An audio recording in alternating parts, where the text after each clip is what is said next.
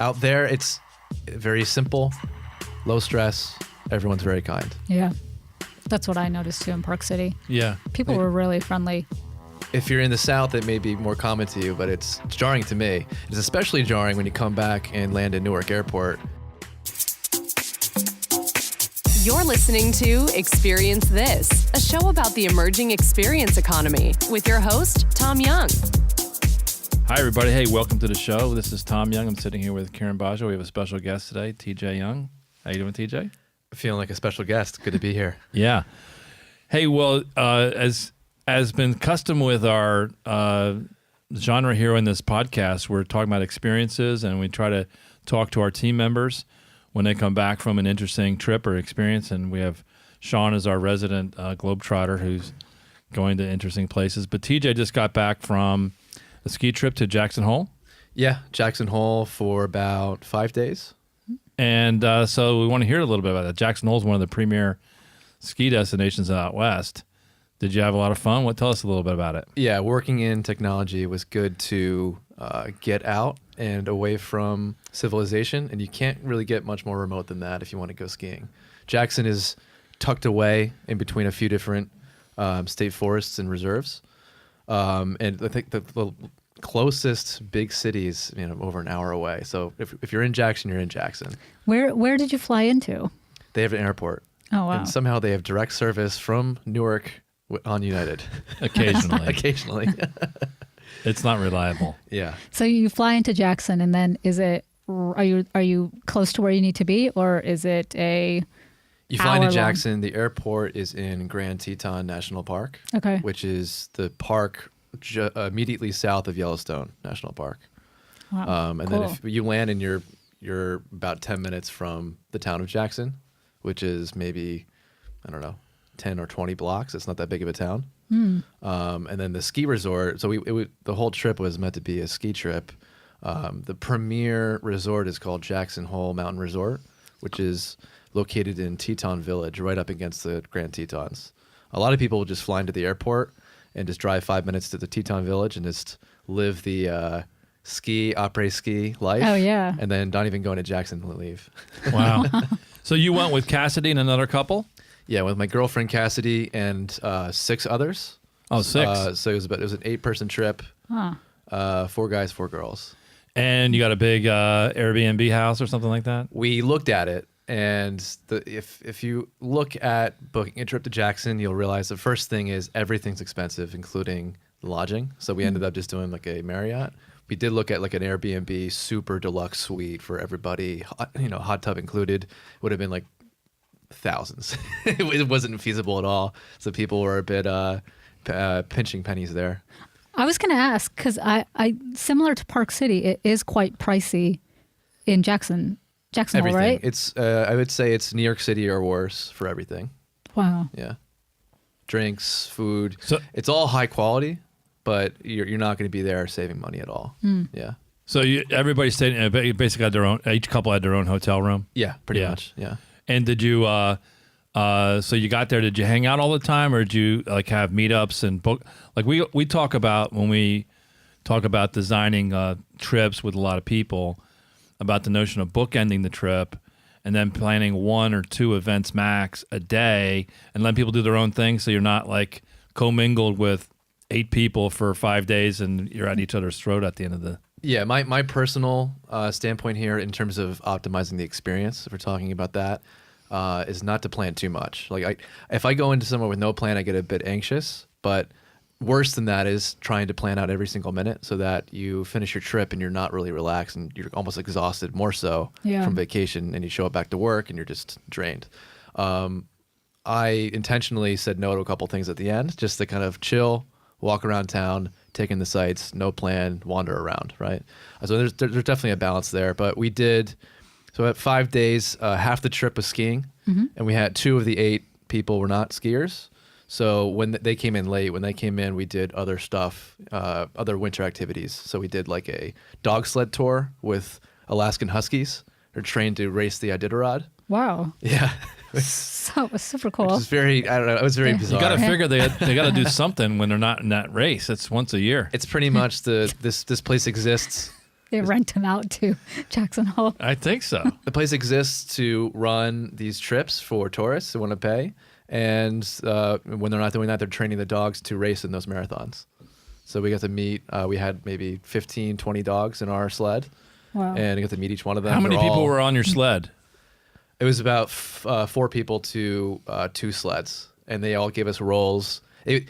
Talk about experience. They gave us like maybe a 2-minute crash course on how to run the sled and how to steer and like use the brake. And they were like, "All right, off. Are you holding on?" And then we went. We went. So so 2 people are on a sled, 2 on the front sled, 2 on the back sled. and how many dogs would pull one sled? So there's one sled, a rope, and then the sled in front, and then there's about maybe 14, 15 dogs pulling the whole thing in front. Wow. And they're all attached. And is it moving? Like, what's the speed? So Iditarod goes, I think, about 8 or 9 miles an hour. It's not that fast because they have to cover, I think, 1,000 miles is the Iditarod. So it's endurance, stamina. We were going about like 15, I think under 20. So it doesn't say, we weren't going crazy fast. I pictured us like flying, but after doing about 15 to 18, I was like, all right, anything more than the average tourist is going to fall down and sue this place. So it was fun. So you're standing up the whole time? You're standing up the whole time. There's actually a couple areas in the sled that you can kind of tuck yourself in kind of under blankets and be pulled around. So that was probably my favorite part, just being pulled around by my friends. And I timed it perfectly so that when we switched off and I was sitting in the blanket burrito, it just happened to be before all the big inclines. So they're all helping the dogs get up and I'm just hanging back, relaxing. Oh, wow. That sounds But like it's, a lot of fun. No. Yeah, you got to meet each of the dogs. They're small dogs if you've never seen them before. They're Alaskan Huskies. Mm-hmm. They weren't shy at all. And they get trained up very quickly because newborns will just get put into the sled team and they don't really get told what to do. It's all Follow.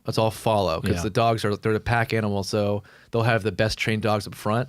And I forgot all the codes they used. They had certain words and they would say it, and all the dogs almost in unison would react. Trained highly well, but they would just throw newborns in. They'd pick it up, and then it's just a cycle. It's very interesting. Wow. So we have a Jackson Hole video playing in the studio in the Yeah. loop here. Were you here? Is this?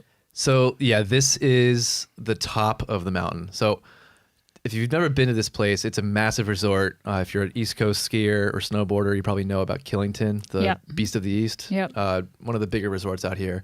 This is much bigger. I did 2 days of skiing. You couldn't conquer the whole place in 2. What's the elevation out here? This is about 10,500 feet above sea level. Wow. Pretty good. At base camp, you're at about, I think, 6,000 something. So you're 4,000 drop. Yeah, there's Yeah. a whole bunch of lifts, gondolas. The one that takes you to the top here of what we're seeing is the peak is a 100-person tram. They pack 100 people all carrying your skis into a tram, and you go up 4,000 feet to the very top of the mountain. And the only trails that are accessible from there are like black diamonds, so it's pretty intense. And so it looks like there's a pub here. Did you, while you were there, did you have any beer? They serve, at this particular one, they serve waffles and, beers and stuff. But we were too excited to go down. There's restaurants for the whole, over the whole mountain. But this one in particular is known for, it's like a waffle cabin at the very peak. So did you like ski down like halfway, stop at a pub and have a drink and then keep skiing? Yeah, it's such a big place that there's mid-mountain lifts. There's not like lodges, but just little like lodge centers and restaurants throughout the mountain. So you can go to different mid peaks and just stop and hang out. I mean, unless you have pretty good stamina, you can't really go down without stopping. And the sights are all unbelievable. You catch yourself skiing and looking right to catch the view of the valley and the Tetons, and then you have to look back to make sure you're not going to fall off a cliff. So it's like a balancing act. And was there après ski? There was après ski. Because it's not a big thing in most parts of the U.S. I don't even know what the hell that is. Après ski is French for after skiing. So Oh. it's the whole. I know what that is. It's the Yeah. whole culture of activities that follow a hard day of skiing. So heavy drinking and heavy drinking. Yeah. Yeah. So this looks pretty wild. I've been to Killington several times. It's not like this. I mean, there's some nice parts of Killington, but this looks pretty know. massive.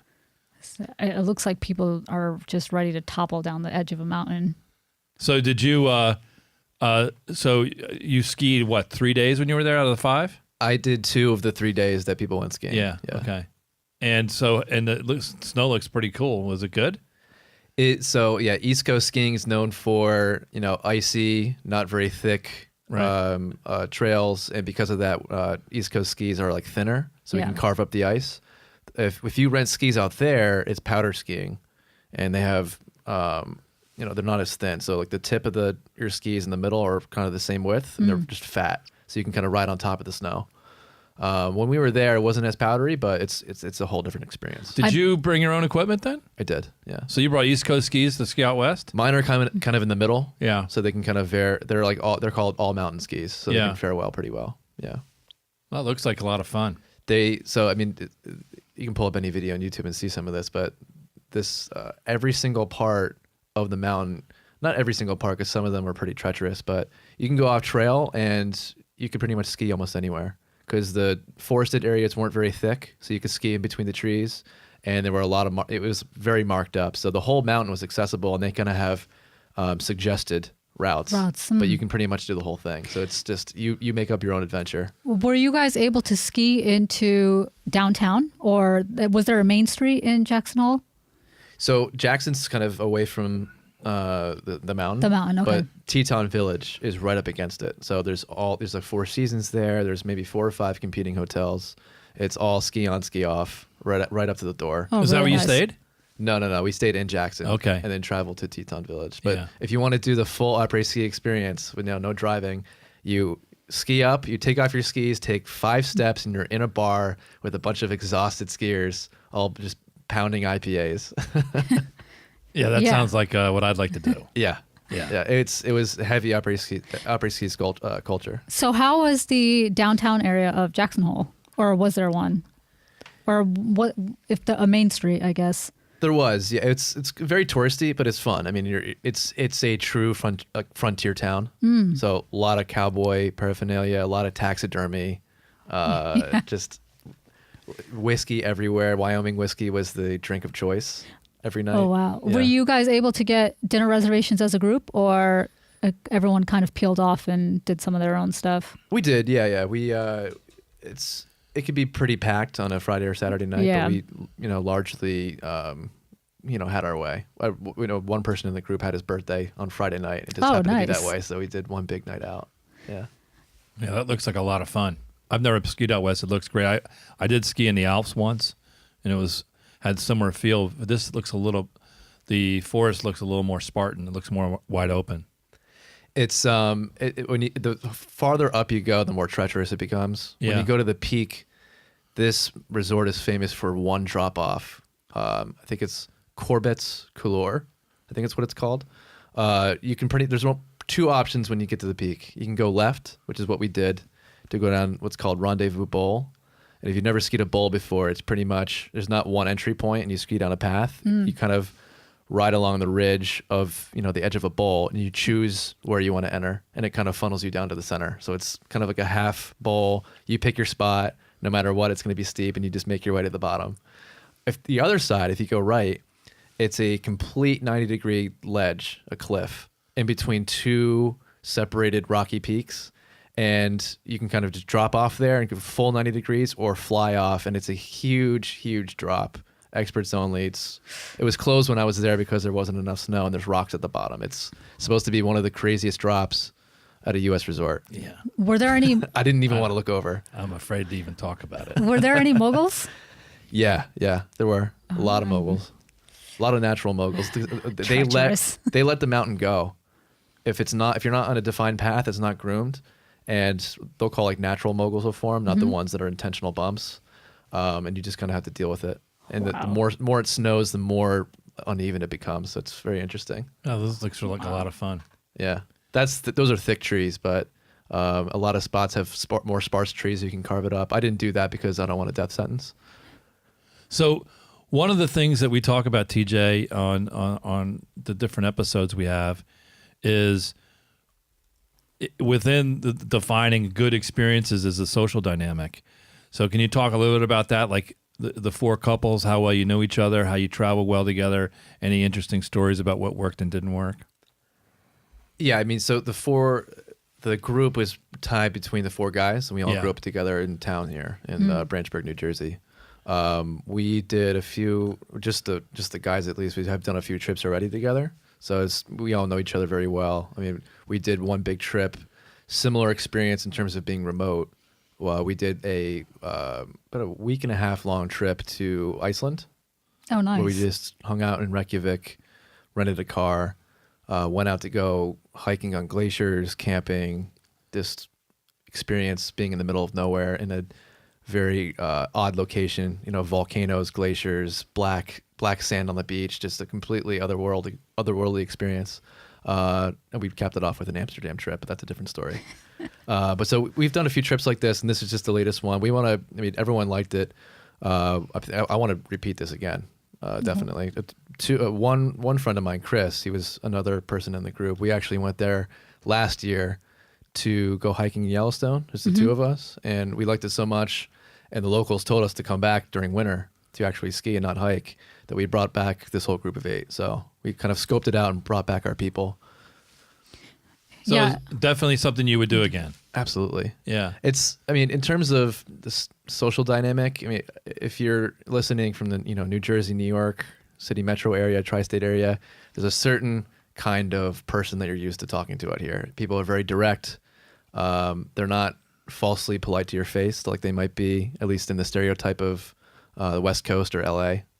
Out there, it's very simple, low stress. Everyone's very kind. Yeah. That's what I noticed too in Park City. Yeah. People were really friendly. If you're in the South, it may be more common to you, but it's jarring to me. It's especially jarring when you come back and land in Newark Airport and then experience just the locals around there and the workers there. I have my own takes on Newark Airport, but it's just a completely different culture. Yeah. And people are happy. Yeah. I think because it's simple, there really isn't that much to stress out about. So how about the restaurants and pubs and stuff like that? The new term I learned, après ski. How was that? Any interesting things you saw out there? Do they have like local brews and stuff like that? Yeah, heavy whiskey culture. A lot of beers too. We were right across the street from a brew pub, Snake River Brewing. Just to plug that one, it's my favorite spot. That's also partially the reason. Did you drink Rainier? Did you see that? That's like a local beer there. Rainier, no. Yeah, no. They had a lot of Snake River stuff. That's a local brew pub there. In terms of the après ski culture, a lot of the places were like rustic chic. So you're dining or you're drinking in like these kind of log cabiny looking places. Some of the streets actually look like your traditional, black and white frontier town cowboy movie, which is like your storefronts. If you're a guy with spurs is going to walk out at any moment. It's literally that kind of feeling. You're in a frontier town. But everyone is there to ski, and it's noticeable difference between the morning crowd and then around 4 p.m. when everyone from the mountain finishes, and those who are going to come to Jackson come in and flood the streets. So everyone's kind of doing a similar thing. Everyone's there to do a similar thing. So when you see somebody, they're traveling there, they're skiing, they're tired, they're going to go out and have a good time. Did it feel crowded, or could the city absorb the tourists, or the town absorb the tourists? It was crowded. It wasn't too bad. It was pretty crowded though. The mountain got bad in the afternoons, but I think a lot of people stayed there. Jackson wasn't too bad though. Yeah. So at the end of the trip, you had a little bit of a curveball thrown at you. Yeah. So being in a remote location, you are subject to certain risks, and being in a location where it snows a lot, the reason why we went out, also subject to certain risks. On our way out, I think about an hour before we were supposed to take off, got a notification from United saying that the flight was canceled. One of our friends got to the airport early, and he was relaying back information from what was happening at the airport. They announced that all flights were canceled that day, and all flights were canceled the next day. And we're not near anything. There's a few towns with small airports near us, not near being like an hour away, but major airport, I think the closest one was Salt Lake City. Oh, nice. Which is 5 hours away. And Jackson Airport is small. So you pull in, there's maybe 2 or 3 parking lots for like rental cars and people parking their own car. We had a buddy there relaying back information. He said it quickly turned into like a Lord of the Flies scenario where people are yelling over each other, bribing the rental car agency desk and each other for rides to Salt Lake, rides to Denver. It was crazy, and very quickly there were no more cars left. Wow. And we were arguing with the rental car agencies trying to get a good rate just to get a one-way car somewhere, and they're like, no, it's going to be a huge amount. What happens during these scenarios is, especially in a remote place, everyone rents the cars and they drive them away, and it's one way. Yeah. So the airport's left with no rental cars, and they have 4 or 5 agencies there looking to rent out. So it's a huge hassle for them to get cars back because everyone just escapes. There's a whole nature of escape, especially when a blizzard's coming in, which is why all of the flights were canceled. They're supposed to get 8 to 10, 15 inches of snow. So there's a bit of like haste there as well. So we had a pickup truck, like a Silverado with us, and I know we talked about strategy on the phone on where to go. We decided to go to Denver, which is a slightly longer drive, but we could get direct flights back to Newark. It's an 8-hour drive. Oh, nice. And it's like from here to Canada to Toronto. it's not short. When you're in that situation, the airlines, they are not and cannot tell you the truth. So they tell you what they're going to tell you. You have to read between the lines and understand what's true. When you're in that situation and it's Lord of the Flies, you need to get to a hub. Yeah. And Salt Lake City is a hub for Delta, but if you're on the United platform, if you're going to the Newark, you want to get to Denver, and then even if you can't, you want to get anywhere to like Chicago or Houston or something like that. Make your way back. I used to travel quite a bit, and they're going to tell, and the people on the ground, they just don't know, but you just got to keep your options open. So getting to Denver has a lot of options. So how many of you guys were able to pack into the Silverado? And So 2 people drove to Salt Lake, and 4 of us drove to Denver. The other 2 had already left already the day before. So we had the keys to the Silverado, and I said, I'm not going to give this up until we get like a good rate or another car or something. And they tried to charge us I think they were going to charge us $1,500. whoa. And we would just haggle with them down. We got them down a good considerable amount. But the car was running outside. I did not take the keys out. We had someone stay by the car and guard it because I didn't know what was happening. But we eventually left, got out of the storm. But it took us about 8 hours to get there. Wow. So then you were able to rebook right away, or you had to wait in Denver?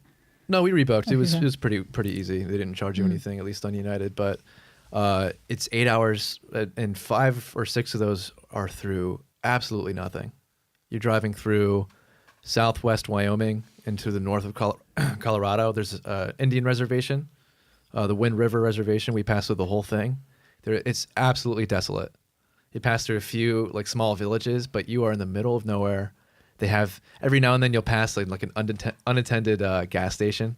It's the lone light on the highway, and you could see storms coming from miles away. Talk about experience. It was very surreal. It felt like on a different planet. And we had this one light snowstorm come in, and we saw this whole thing envelop us. We could see the edges of the storm, and it went from like a spring day to a blizzard. We thought we might crash, and then it passed and it was fine again.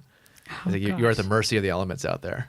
Yeah, you're coming off basically the Rockies, right? And you get into northern Colorado, because when you get to Fort Collins, you drove through there, I assume, Fort Collins. Yeah, drove through Fort Collins. Yeah, it's you're on the other side of the Rockies, and you get really interesting weather.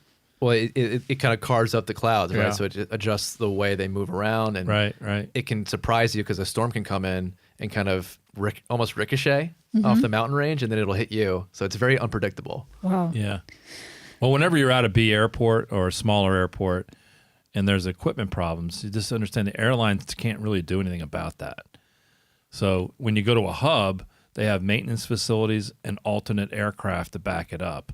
That's why you want to get to a hub. I had problems over my years of traveling, and if you're in a smaller airport, the airline has to, when they cancel a flight or there's a mechanical problem, they have to either move everybody to adjacent flights or the next flight or the next day, or put you on other airlines, which they don't want to do, or bring in new equipment. All of that is multiple hours, and you're almost always better if you're in a B airport or a smaller airport. something like that happens, if you can't get on another airline and willing to pay the money to do that, because you won't be compensated, is to rent a car and drive, get out of Dodge. Wow. So, And then one thing we always ask everyone who's on the show with us is, how did you pack? So we ask that because we talk a lot about minimalism. Yeah, I'm a big proponent of minimalism. I think I packed I think I was on the lighter side of the group. Apart from bringing skis over, which is kind of a unique object, I don't check a bag because of bad experiences where, I don't trust the airlines. It's just people, the systems aren't integrated and no one's talking to each other. And I've had friends lose bags in Europe, which is just a whole hassle. I mean, you get your bag back a day later and we're going to move on to the next city. So I have a bag that's, I think it's a Travel Pro suitcase, but it's certified for carry-on size, not just in the US, but for international, which is even smaller. So no matter where I go, I use that and a backpack and nothing else. And then this, I had to check skis, but otherwise it would be just those two bags. you check skis and boots, right? Skis and boots, right? Yeah. Yeah. So I like minimalists, and the bag's exploding. I have to put my whole body weight on top before I can zip it up, but it works. Yeah. So we have a trip coming up to San Francisco with taking the whole team, and we're going to deal with the packing issues because we're going to have to check bags for that. And some people are going to endeavor not to, and that's fine. That's their prerogative, but we're bringing a lot of equipment. Yeah. So I think sometime today, Bart and Jordan and I are going to take a look at the Pelican cases and try to pack up the mobile studio equipment. And so we're probably bringing 3 suitcases of equipment on this trip. So we're going to have to check our bags and carry those on because you don't want that in checked baggage. Yeah. So we'll have to carry. We bought Pelican cases that are carry-ons that are for protecting electronic equipment. So I think Bart and Jordan and I will be the guinea pigs for checked bags. So the way you do that, if you have to check bag, because I've had the experience of lost bags, is in your backpack, which is your other carry-on you can bring in, like a personal item, is put your small toiletry bag and change of underwear, socks, that kind of stuff, so if you can get through the 24 hours when you get there. But it's just part of traveling. There's no way around it. When you're doing connecting flights, that's really where it's dangerous on checked bags. Your bag doesn't make the connection. Direct flights is usually pretty good. Just happened to the 2 people I mentioned who left the resort early and missed the blizzard. First of all, they had a 5-hour delay sitting in the plane waiting for, just various maintenance. But when they got back to New York, they had to wait an extra, 36 hours for their bags to come through on the next couple flights because they missed it. That happens all the time. Yeah. So anyway, so again, you do the trip again? Absolutely. Great experience? It's a great experience any season too. Spring, summer, winter, fall, there's something there. If it's warm out and there's no snow, or endless hiking, just watch out for the bears. So that's a bad experience. The last question, again, it gets back to the theme of minimalism and this whole the underlying DNA for this podcast series about experience. Doing these things it's not inexpensive, but people can make a choice on do they spend their money on stuff or spend their money on experiences and time, things like that. So in that case, when you think about your disposable income, was this money well spent relative to buying stuff? And would you recommend this to others if they can afford it? Yeah, I mean, I'm not a saint, so at the end of the trip, I did buy a couple, coffee mugs and T-shirts, so just to, really enshrine the experience in an object. But the whole thing was an experience. The show for the ski trip, I have a card. That doesn't mean anything. It just meant that I was skiing for 2 days with friends. So the whole thing is just a memory. And just again, the added fact that we're in such a remote place, very, very often you lose your signal to your phone. It just adds to the whole notion of being here and being present as opposed to being elsewhere. It's just one of the reasons why I wanted to go back out there, because you're hiking, you're seeing nature, you're skiing with friends. You're not connected back to New York, or you're not connected back to wherever your home is. So it made it that much better with everyone kind of being very present and just doing various activities together. Yeah. It's a reoccurring theme. I think was brought up yesterday about the further you are away from home. Yeah, and at some level, I think one of the things, Kiran, we want to start doing is exploring how do you bring the concepts down to more the micro level. It's Yep. These are big trips. They take months in planning. Going to Jackson Hole, you went to Sundance Film Festival. We got a big trip coming up to San Francisco, or people go to Europe or something like that. But the real question is, how do I turn a weekend, a free weekend, where I might be doing something, and bring some of these concepts into day-to-day living versus, not everybody can afford to do some of these trips we're talking about. They are quite exotic trips. But people are spending their time, and they're choosing how to spend their time, and we want to use this podcast to explore some of these concepts so people can bring that into their day-to-day life. Yep. Great. Well, thanks, TJ. Thanks for coming out with us today. Absolutely. Thanks, All right, TJ. thanks. See you guys. Hey, this is Karen Bajwa. Thanks for checking out the show today. If you like what you heard, head on over to our website, rumjog.com. If you happen to be in the New York or New Jersey area, come check out our meetup called Digital Disruption. We cover topics like you heard today with a live audience. Lastly, don't forget to follow us on social media using the handle @Rumjog. Talk to you soon.